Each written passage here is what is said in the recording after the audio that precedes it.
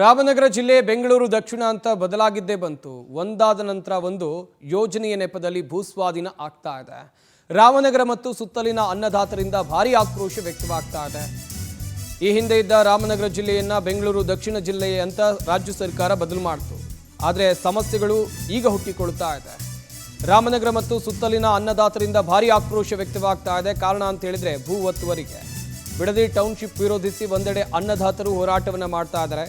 ಇದೀಗ satellite ring ರಸ್ತೆ ಯೋಜನೆಗೆ ಭೂಸ್ವಾಧೀನ ಮಾಡಿಕೊಳ್ಳುವಂಥ ಪ್ರಕ್ರಿಯೆಗೆ ರೈತರು ಆಕ್ರೋಶವನ್ನು ವ್ಯಕ್ತಪಡಿಸಿದ್ದಾರೆ. 6 ವರ್ಷಗಳ ಹಿಂದೆ ಯೋಜನೆ ಜಾರಿ, ಜಮೀನಿಲ್ಲ, ಪರಿಹಾರವೂ ಇಲ್ಲ, ಯೋಜನೆ ರದ್ದು ಮಾಡಿ ನಮ್ಮ ಭೂಮಿ ನಮ್ಮ ಹಕ್ಕು ಅಂತೇಳಿ ರೈತರು ದೊಡ್ಡ ಮಟ್ಟದಲ್ಲಿ ಆಕ್ರೋಶವನ್ನು ವ್ಯಕ್ತಪಡಿಸ್ತಾ ಇದ್ದಾರೆ.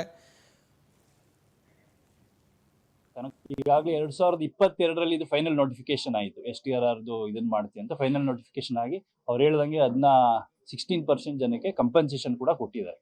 ಈ 4 ವರ್ಷಗಳಲ್ಲಿ ನಾವು ಕೆಲವು ವರ್ಷಗಳಿಂದ ಆಲ್ಮೋಸ್ಟ್ 1 ತಿಂಗಳು 3 ತಿಂಗಳು 6 ತಿಂಗಳು ಹಿಂದೆವರೆಗೂ ನಮಗೆ ಕಂಪನ್ಸೇಷನ್ ಕೊಡಿ, ದಯವಿಟ್ಟು ಪರಿಹಾರ ಬಿಡುಗಡೆ ಮಾಡಿ ಅಂತ ನಾವು ಆಗ್ರಹ ಮಾಡ್ಕೊಂಡ್ ಬಂದಿದ್ವಿ. ಬಟ್ ಎಲ್ರಿಗೂ ಗೊತ್ತಿರಂಗೆ ಇಲ್ಲಿ ಏನು ಇವತ್ತು ಇಲ್ಲಿ ಇದು ಜಾಗ ಸೇರಿದ್ವಿ ಕನಕಪುರ ತಾಲೂಕು ಬೆಂಗಳೂರು ದಕ್ಷಿಣ ಜಿಲ್ಲೆಗೆ ಸೇರಿಸಿದ್ದಾರೆ. ಇವಾಗ ಬೆಂಗಳೂರು ದಕ್ಷಿಣ ಜಿಲ್ಲೆಗೆ ಏಂತಕ್ಕೆ ಸೇರಿಸಿದ್ರು, ನಿಮಗೆ ರಿಯಲ್ ಎಸ್ಟೇಟ್ ಇದಾಗುತ್ತೆ, ಅಭಿವೃದ್ಧಿ ಆಗುತ್ತೆ, ಈ ತರ ಹೇಳಿ ಇವಾಗ ಸೇರಿಸಿದ್ದಾರೆ. ಈ ಸೇರಿಸಿದ ಮೇಲೆ ಇವಾಗ ಇಲ್ಲಿನ ಭೂಮಿ ಬೆಲೆ ಏರಿಕೆ ಆಗ್ಲೇಬೇಕು. ಈ ಬಗ್ಗೆ ಇನ್ನಷ್ಟು ಮಾಹಿತಿಯನ್ನು ಕೊಡ್ತಾರೆ ನಮ್ಮ ರಾಮನಗರ ಪ್ರತಿನಿಧಿ ಪ್ರವೀಣ್. ದೂರವಾಣಿ ಸಂಪರ್ಕದಲ್ಲಿ ಜಾಯ್ನ್ ಆಗ್ತಾ ಇದ್ದಾರೆ. ಪ್ರವೀಣ್, ಗಮನಿಸ್ತಾ ಇದ್ವಿ ಒಂದ್ ಕಡೆಯಲ್ಲಿ ಹೆಸರು ಬದಲಾಗಿದ್ದೇ ಮುಳುವಾಯ್ತಾ ಎನ್ನುವಂಥ ಪ್ರಶ್ನೆಗಳು ಕೂಡ ಹುಟ್ಟಿಕೊಳ್ತಾ ಇದೆ. ಇಲ್ಲಿ ರೈತರ ಆಕ್ರೋಶ ಏನು ಹೇಳ್ತಾ ಇದ್ದಾರೆ ಅವರು?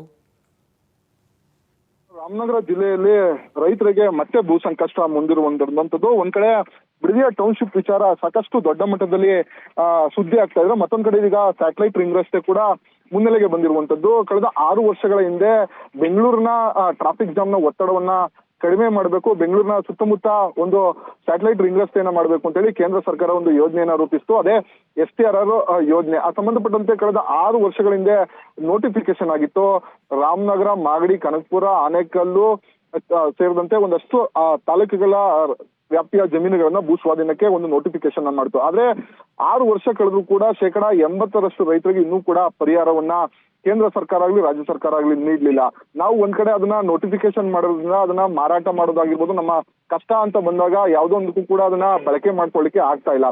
ನೋಟಿಫಿಕೇಶನ್ ಅನ್ನ ರದ್ದು ಮಾಡಿ ಅಥವಾ ನಮ್ಗೆ ಶೀಘ್ರದಲ್ಲೇ ಪರಿಹಾರವನ್ನ ಕೊಡಿ ಅಂತೇಳಿ ರೈತರು ಒತ್ತಾಯನ ಆಗ್ತಾ ಇರುವಂತದ್ದು. ಕಳೆದ 4 ವರ್ಷಗಳಿಂದ ಕೂಡ ಸಾಕಷ್ಟು ಹೋರಾಟವನ್ನ ಮಾಡ್ತಿರುವಂತದ್ದು. ಕೇಂದ್ರದ ಸಚಿವರಿಗೆ, ಸಂಸದರಿಗೆ ಸಾಕಷ್ಟು ಅರ್ಜಿಗಳನ್ನ ಬರೆದು ಕೂಡ ಇನ್ನೂ ಕೂಡ ನಮ್ಗೆ ರೈತರಿಗೆ ಪರಿಹಾರವನ್ನ ನೀಡ್ತಾ ಇಲ್ಲ. ಹಾಗಾಗಿ ನಮ್ಗೆ ಈ ಯೋಜನೆಯ ಅವಶ್ಯಕತೆ ಇಲ್ಲ. ಯಾಕಂತಂದ್ರೆ ಬೇರೆ ಬೇರೆ ಭಾಗದಲ್ಲಿ ಹೆಚ್ಚಿನ ಪರಿಹಾರವನ್ನ ನೀಡ್ತಾರೆ, ಅದನ್ನ ನಮ್ಗೆ ಕೊಡ್ತಾ ಇರೋದೇ ಕಡಿಮೆ ಪರಿಹಾರ. ಅದರಲ್ಲಿ ನೋಟಿಫಿಕೇಶನ್ ಮಾಡ್ಕೊಂಡ್ರು ಕೂಡ ನಮ್ಗೆ ಹಣವನ್ನ ಕೊಡ್ಲಿಕ್ಕೆ ಕೇಂದ್ರ ಸರ್ಕಾರ ವಿಳಂಬ ಮಾಡ್ತಾ ಇದೆ. ಹಾಗಾಗಿ ನಮ್ಮ ಭೂಮಿ ನಮ್ಮ ಹಕ್ಕು, ಯಾವುದೇ ಕಾರಣಕ್ಕೂ ನಾವು ಜಮೀನನ್ನ ಕೊಡೋದಿಲ್ಲ, ಈ ಯೋಜನೆನ ರದ್ದು ಮಾಡಿ ಇಲ್ಲ ಶೀಘ್ರದಲ್ಲೇ ನಮ್ಗೆ ಪರಿಹಾರನ ಕೊಡಿ ಅಂತ ಹೇಳಿ ಈಗ ರೈತರು ಒತ್ತಾಯವನ್ನ ಮಾಡ್ತಾ ಇರುವಂತದ್ದು. ಸಂಪತ್. ಥ್ಯಾಂಕ್ ಯು ಪ್ರವೀಣ್, ತಮ್ಮೆಲ್ಲ ಡೀಟೇಲ್ಸ್ಗಾಗಿ.